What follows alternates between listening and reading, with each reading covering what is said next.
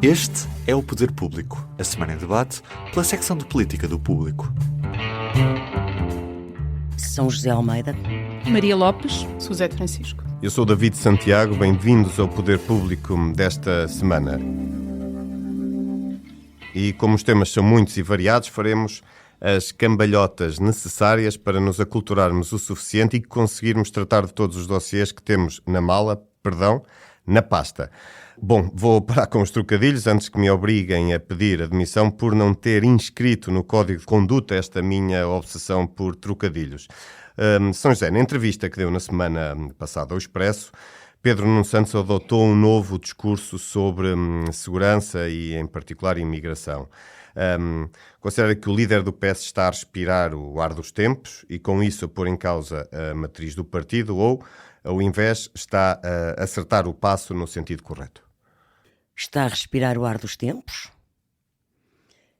Pode não estar a pôr em causa, e não creio que esteja a pôr em causa a matriz do partido, mas está, de facto, a adaptar o partido a uma nova realidade social em Portugal. E que é o facto de a opinião pública, os cidadãos, terem uma percepção e uma ideia de insegurança e de espanto, até às vezes pode nem ser só insegurança e não tem obrigatoriamente que estar associada à criminalidade, e creio que no caso do Pedro Nuno Santos não vi nenhuma declaração que isso quisesse dizer, mas o que é facto é que houve transformações na sociedade portuguesa, houve um crescendo de imigração, sobretudo com novas origens, não só dos palopes, já para não falar da imigração europeia, mas isso, ninguém acha que uma pessoa que está a falar francês na rua ou no restaurante ao nosso lado é imigrante, não é? Portanto, a forma como as pessoas veem os vários tipos de imigração e as várias origens é uma realidade que se tornou num tema de debate político por força do discurso radical populista do Chega, que tentou inicialmente com ciganos, mas não conseguiu uma grande estigmatização e um grande crescendo com isso. Também não pode cavalgar no discurso eurocético. Também em Portugal não colhe muito falar de islâmicos, pelo lado das religiões.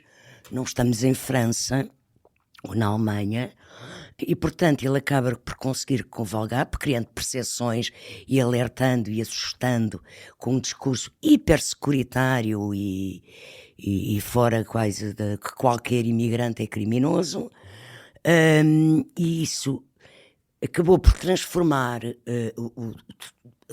transformar num assunto de debate político, em que a agenda foi condicionada pelo Chega.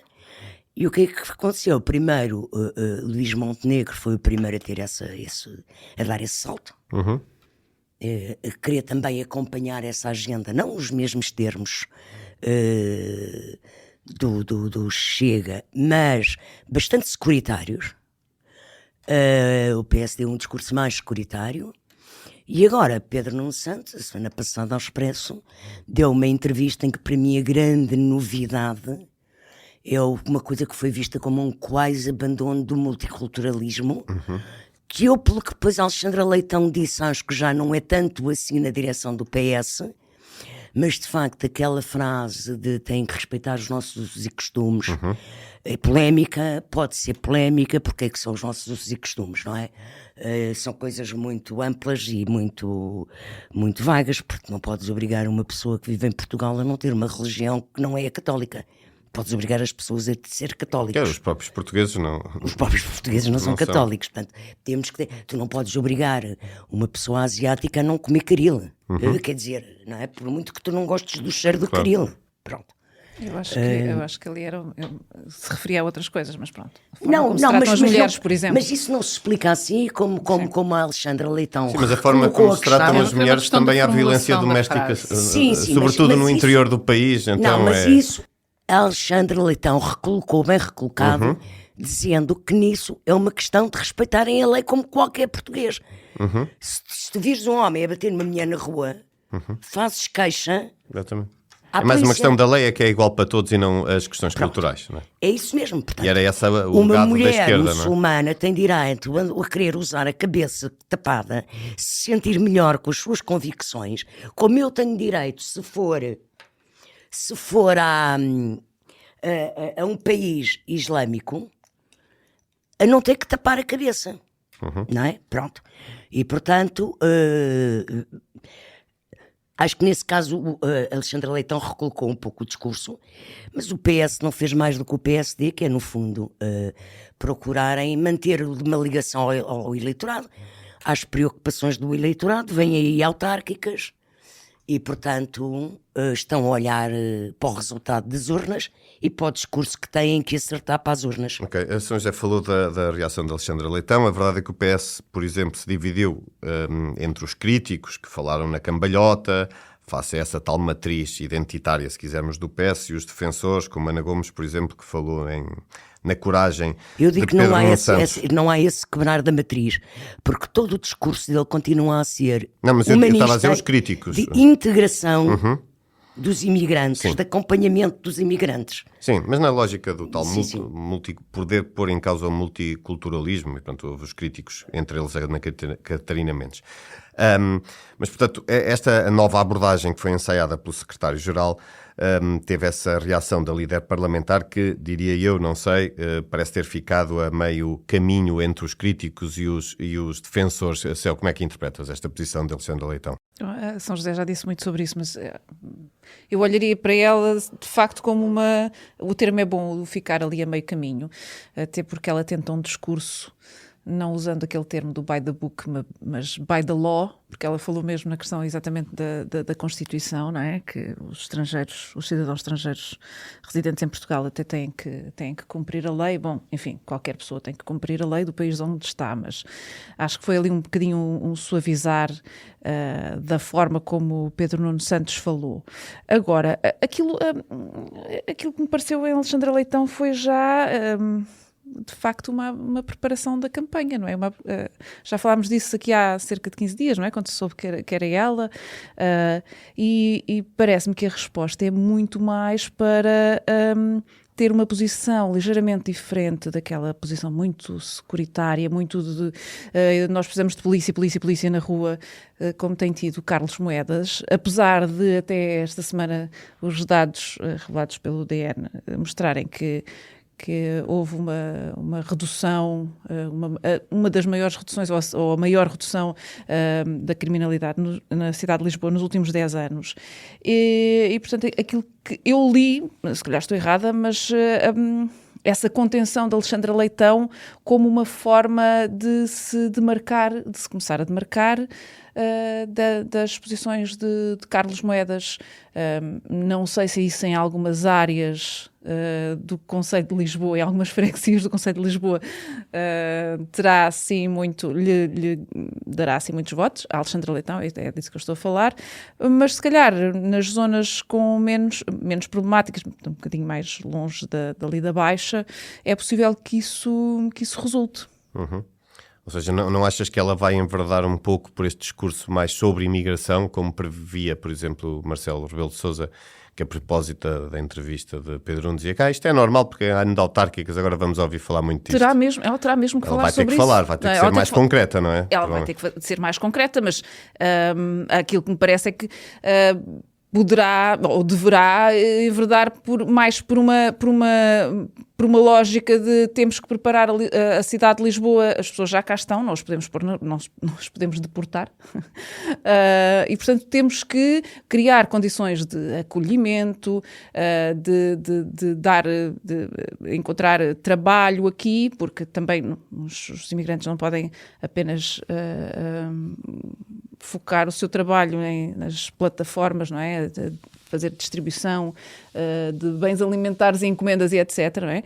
E, portanto, esse terá que ser o caminho de preparar a cidade, torná-la uma cidade mais acolhedora para imigrantes, uma cidade mais humanista, e eu acho que essa tem que ser a diferença que ela tem que vincar em relação a Carlos Moedas, que não me parece que muda o seu discurso.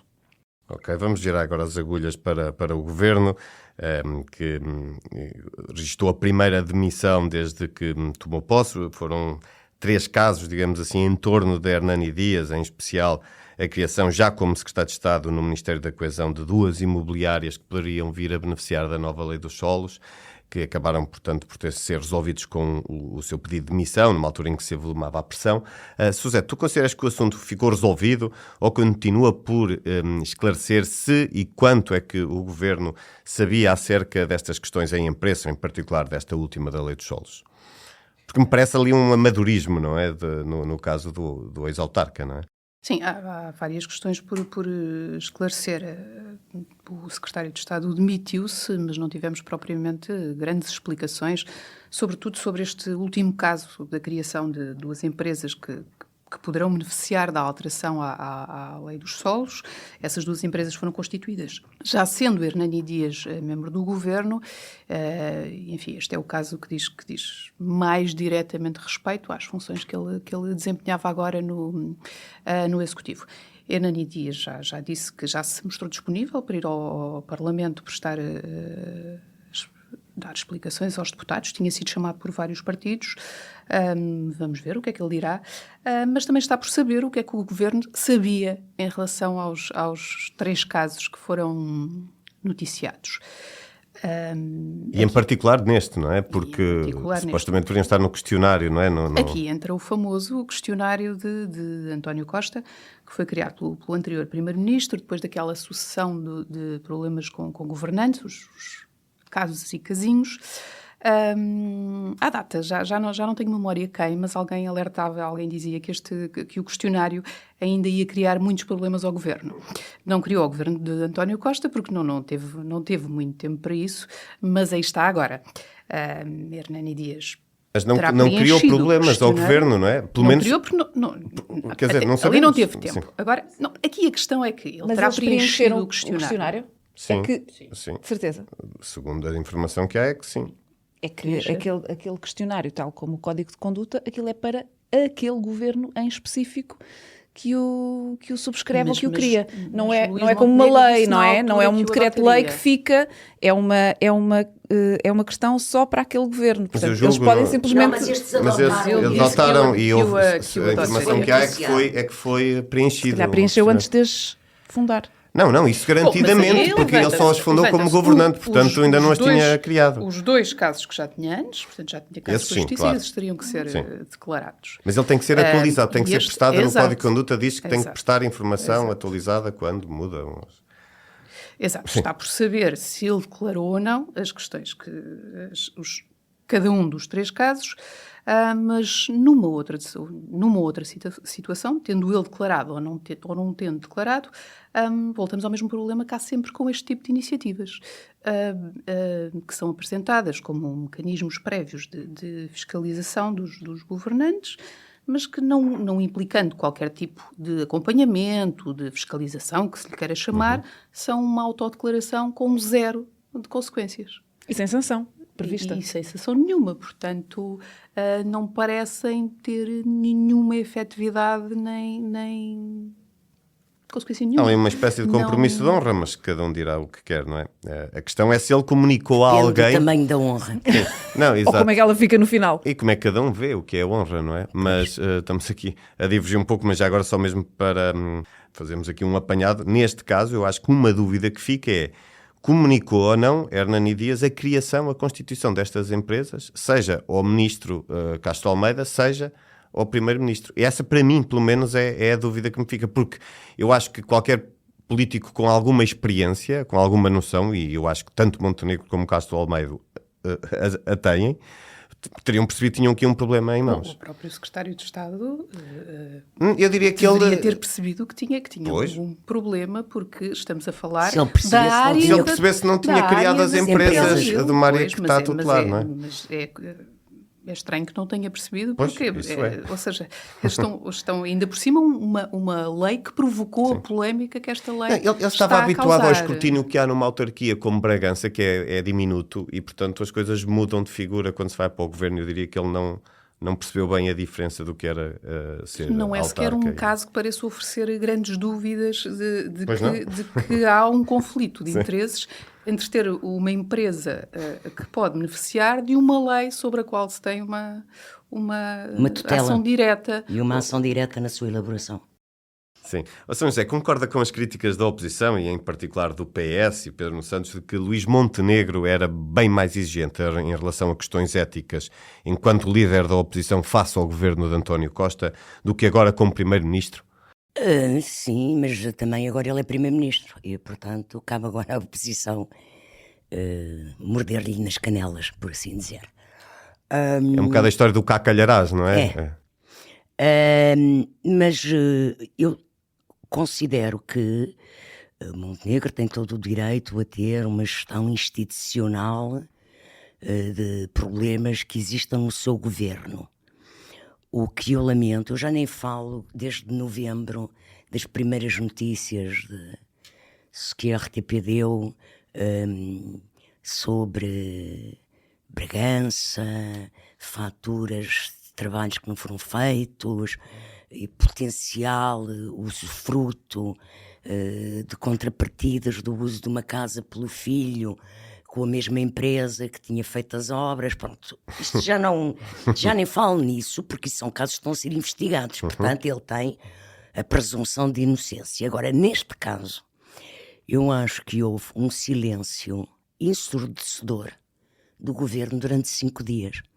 Isto soube-se na sexta-feira. E só na terça-feira é que há uma solução do problema, porque o senhor se demitiu. O primeiro-ministro foi questionado sobre o assunto, escusou-se a falar, alegando que estava numa cimeira com o primeiro-ministro de Cabo Verde.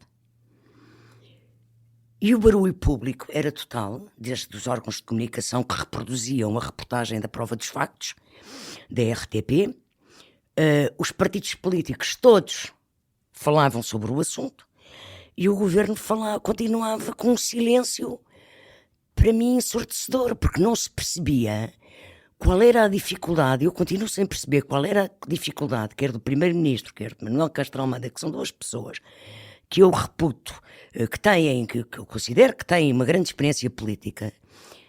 Salta pelos olhos dentro, não é? Que há ali um grave conflito de interesses. Ainda por cima num esquema esquisito de uma empresa feita com a mulher e com os filhos menores, que depois faz outra empresa com uma menor. Tudo aquilo para trabalhar na área dos tais solos rurais que vão ser urbanos, constituir uma empresa imobiliária para ir beneficiar de uma alteração à lei em que o próprio tinha trabalhado. Isto é uma das tais coisas que até as minhas gatas percebem que é um conflito de interesses grave. Já o constituir uma empresa enquanto governante já oferece dúvidas, já não é? Bastantes dúvidas. Éticas. A minha oferece-me todas. Sim, a mim também. E, portanto, acho que houve um silêncio muito demorado do governo. O senhor parecia que estava colado à cadeira, porque estava com uma grande dificuldade em perceber o que é que se estava a passar, ou o que é que tinha feito. As notícias de outros casos nunca chegaram a Bragança, foi? Não sei, eu não quero também estar, eu não conheço o senhor de lado nenhum, mas lamento que ele, sendo uma pessoa com experiência política, se tenha metido numa caldeirada destas. Ele demorou a perceber que tinha que ser reclassificado em ex-secretário de Estado, não é? Porque é assim como passar do rural para o urbano, passa-se de secretário de Estado para ex-secretário de Estado. Desculpem, mas cabe na cabeça de alguém pensar que uma pessoa que não é capaz de saber quais é que são as regras que se aplicam a si próprio enquanto político tem capacidade para ser secretário de Estado de alguma coisa? Maria do Céu, mas isso é óbvio. Agora faz essa pergunta ao Dr. Montenegro e vê se ele te responde. Pronto, veremos se há esse questionário também para o futuro. Outro caso dos últimos dias, da última semana e meia, sensivelmente, é o das malfadadas malas que se transformou agora, nos últimos dias, num ataque cerrado do Chega e de André Ventura ao Presidente da Assembleia da República. Céu, de que forma é que achas que Ventura pode beneficiar com esta estratégia que não se percebe bem se está a ser ou não eficaz? só pode beneficiar desta estratégia para criar conteúdos para as suas redes sociais, não é? Parece-me que é aquilo que André Ventura tem estado a fazer. E só terá bons conteúdos se fizer ali uma boa edição, uns bons cortes estratégicos naquilo que diz e daquilo que se tem passado. Aquilo que André Ventura tem tentado fazer nesta semana é tentar sair por cima, porque a semana passada o partido foi completamente quase chacinado por todos os lados, até pelo próprio interior do partido. E agora o que tenta fazer é aquilo que fez ontem, que é dizer que foi o Chega que alertou e que afinal alertou o Presidente da Assembleia da República na quinta-feira com fotografias, as mesmas fotografias, ou pelo menos muito parecidas, que ele disse um dia depois na SIC que não sei o que é isto, não sei que gabinete é este, nem sei que malas são estas, portanto também é uma boa contradição. O Presidente do Chega está a virar-se contra o Presidente da Assembleia da República, que tem dado a mão tantas vezes ao Chega naqueles debates complicados no plenário. Enfim, vamos ver onde é que isto vai parar, não é? Porque, enfim, dizer que foi o Chega que alertou parece um bocadinho estranho, e André Ventura tentar dizer que eu cheguei de Washington à 1 da tarde e às 3 da tarde estávamos a comunicar ao Presidente da Assembleia da República. Na verdade não foi às 3, foi às 8 da noite, mas ainda assim, a pergunta que se faz é, isto foi numa quinta-feira, tudo o que se passou e tudo o que se soube foi na terça-feira à tarde. Sim, demorou. E, portanto, demorou. Eu continuo a fazer a mesma pergunta. É um problema da política portuguesa. O governo também levou 5 dias. É o prazo, é 5 dias de espera. É tudo em atraso, exato. Eu continuo a perguntar o que é que se passou, ou o que é que não se passou, não é? Para que desde terça-feira às 3 da tarde até quinta ou sexta-feira, o deputado que partilha o gabinete, ou que partilhava o gabinete com Miguel Arruda, que é o deputado Daniel Teixeira, o que é que ele andou a fazer, ou o que é que ele disse ou não disse. Agora, também há outra coisa, que é, André Ventura diz que foi o Chega que denunciou. Peço desculpa, mas de facto houve notícias, logo na quarta-feira, quando o Observador fez um perfil do Miguel Arruda, houve notícias na SIC, no Jornal da Noite, em que se dizia que os deputados do Chega falavam da existência das malas. Eu quero acreditar que nós, quando escrevemos uma notícia ou um texto sobre um assunto, vamos ver também o que é que já foi escrito sobre isso. Eu quero acreditar que a juíza, a procuradora responsável pelo processo, os elementos da investigação que estão a fazer isto... Também viram, não vivem, cega, se calhar, não vivem numa caverna, não é? A cega talvez não tenha... Portanto, já sabiam. Agora, a minha dúvida é, porque é que na terça-feira, quando foram à Casa de Lisboa e quando foram à Casa de Ponta Delgada, porque é que não foram também à Assembleia da República? Claro. Possivelmente porque... não teriam seguido ou não teriam feito o seguimento do deputado quando ele esteve sob vigilância durante uma série de semanas, se calhar não fizeram na parte em que ele ia de casa para a Assembleia da República. Houve as notícias, não é? Mas depois houve as notícias, não é? Portanto, há aqui uma série de coisas que ainda falta, há uns pontos que ainda faltam ligar. Agora, Ventura, se houvesse eleições antecipadas neste momento, eu acho que Ventura iria sentir nas urnas aquilo que se tem estado a passar. Mas e não deixa de causar estranheza que a mesma justiça que é tão lesta a deixar pessoas em prisão preventiva para não destruírem provas, permita que esta pessoa que podia ter perfeitamente deitado fora aquelas malas, de se ter livrado daquelas... As do gabinete? As do gabinete, eu tenho dúvidas. Não. Tenho dúvidas por uma razão simples. Eram muito grandes, eram difíceis de tirar dali. Sim, eram difíceis de tirar dali. Ele não dali. me pareceu a pessoa mais... com a quantidade de gente cá na Assembleia. Achas que ele andava a passear malas na Assembleia? Não acho, mas também não, mas é estranho que ele podia ter destruído provas. Bom, é a minha opinião. Acho que tu achas que ele devia ter sido detido em flagrante delito? Ele podia ter sido detido em flagrante delito, porque o crime pelo qual ele está indiciado tem uma moldura penal acima dos 3 anos e, portanto, um deputado, apesar da imunidade parlamentar de que beneficia, pode ser, exatamente, pode ser detido em flagrante delito. E perde a imunidade nesse caso. Exato. Eu confesso... Não se aplica, não é? Ou não se aplica. Eu confesso que tenho aqui alguma dificuldade em perceber porque é que isso não foi feito. Mas também entendo porque é que isso se calhar não foi feito. Para não fazer um espetáculo daquilo, talvez. Mas é verdade, também correm o risco também correm o risco de haver aqui uma ideia de que não o fizeram por ser deputado do Chega, que é um partido que tanto tem defendido a polícia. Portanto, isto aqui é um dilema muito difícil de lidar. Pois, falta perceber muita coisa ainda também acho. Entretanto, as eleições que foram marcadas pelo Presidente da República para 23 de março, para que a Madeira pudesse ir a votos já com a nova lei eleitoral, não deverão decorrer com a nova legislação aprovada, que tem desde logo critérios de paridade, mas também a possibilidade do voto em mobilidade. Marcelo responsabilizou o Governo e do muito que ainda há por perceber, já se percebeu que houve, no mínimo, falhas de comunicação e de articulação. Suzete, o que é que, na tua opinião, achas que falhou neste processo? Bom, é difícil rastrear o que é que aconteceu. Claramente o problema esteve entre a promulgação e a publicação em Diário da República. O Presidente da República claramente atirou para o Governo quando disse que se tratou de um lapso de tempo na referenda. A referenda acaba ao Governo, os diplomas têm que ser assinados pelo Governo. A questão é quando é que estamos a falar em pouco tempo, quando é que o diploma saiu de Belém, quando é que chegou ao Governo, quando é que saiu do Governo para o Diário para ser publicado em Diário da República.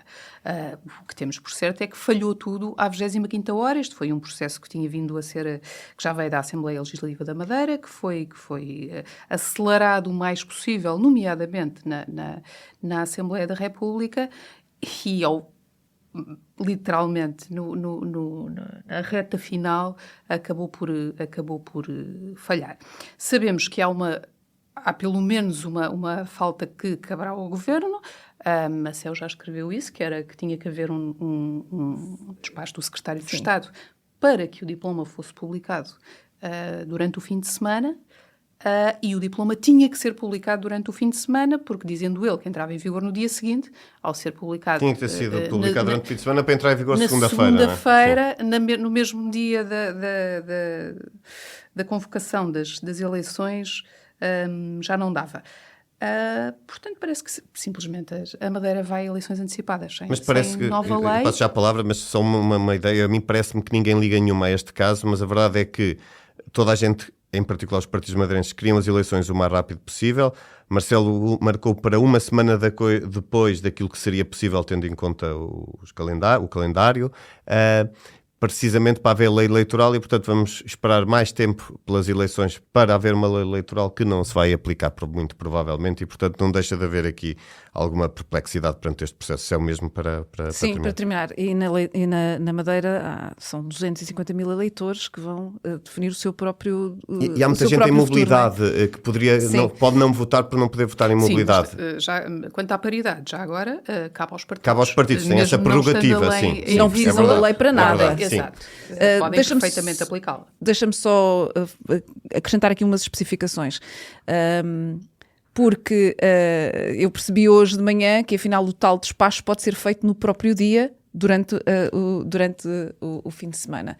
Os exemplos que eu conhecia eram despachos que eram feitos à sexta-feira preventivamente para precaver aquilo que poderia haver no fim de semana. Tinha que existir esse despacho. Agora, aparentemente, há uma falha na passagem do diploma de Belém, em que foi promulgado no dia 26, para o Governo, onde terá só chegado a meio da manhã do dia 27.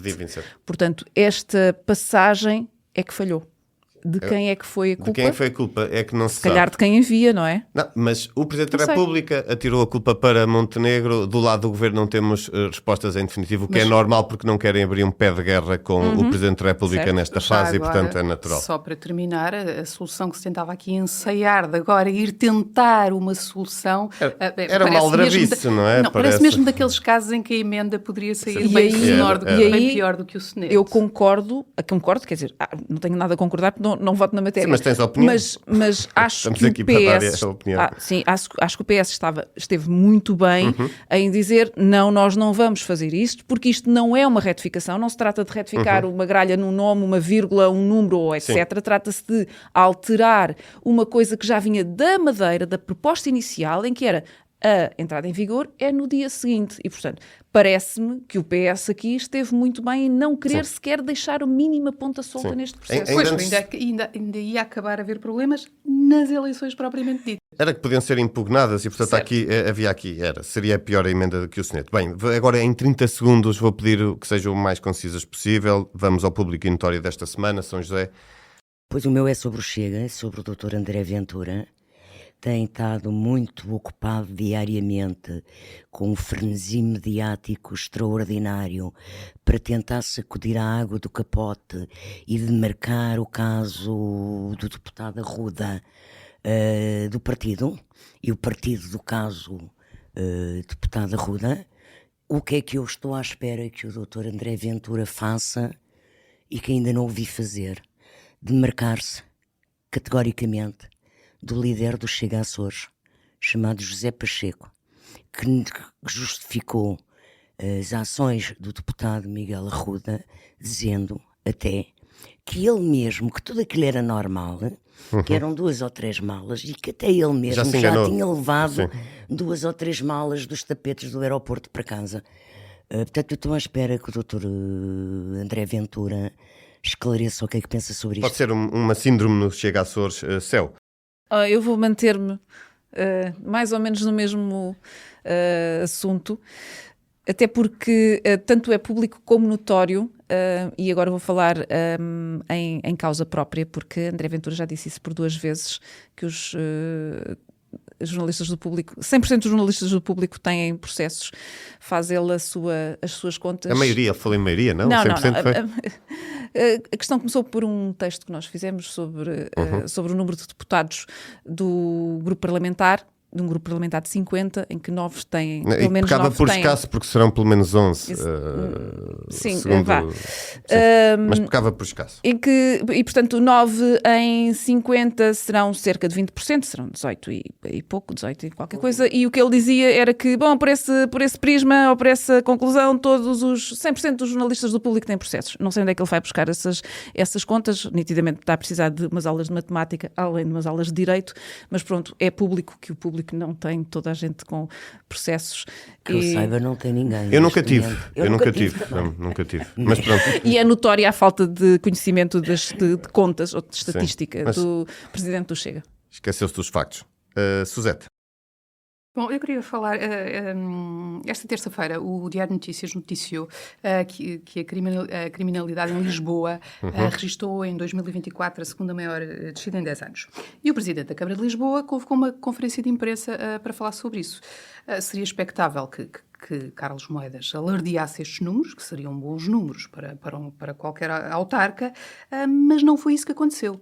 É verdade que o Presidente da Câmara de Lisboa disse que eram bons números, mas depois fez todo o discurso a contrariar essa ideia, dizendo que podemos ter um número menor nas estatísticas, mas a criminalidade é maior, que a forma como os crimes são praticados é mais violenta, que muitas vezes não são reportados porque as pessoas têm medo, portanto, a sugerir que as estatísticas estão por baixo, e disse esta frase espantosa, que assaltar uma pessoa para lhe roubar um relógio e encostar-lhe uma arma à cabeça não é normal, isso não é, e nunca tinha acontecido em Lisboa. Portanto, ficámos a saber que antes não havia assaltos sobretudo violentos. nos anos 80 e 90, que havia Não problemas de havia. toxicodependência, não havia de Coisa que certeza nunca esse tipo existiu em Lisboa, de foram assalto, assaltos era um violentos. fenómeno que não havia. Bom, Olha, Bom, só um só para pequeno- terminar, tudo isto é muito incongruente e mostra o problema do discurso. irrisível. Sim, para terminar, São José. É muito engraçado porque isto pega com o início do nosso podcast, que é a questão da percepção, Da percepção, do sim. securitismo, e que de facto isto é um caso lapidar, quando ele podia fazer campanha eleitoral a dizer pela primeira vez a minha gestão da Câmara Municipal tranquilizou e pacificou Lisboa. Não. Mas estragava-lhe o discurso e aquilo com que ele se quer diferenciar. Bom, marcamos aqui encontro para daqui a uma semana. Até lá. Até lá. O público fica no ouvido.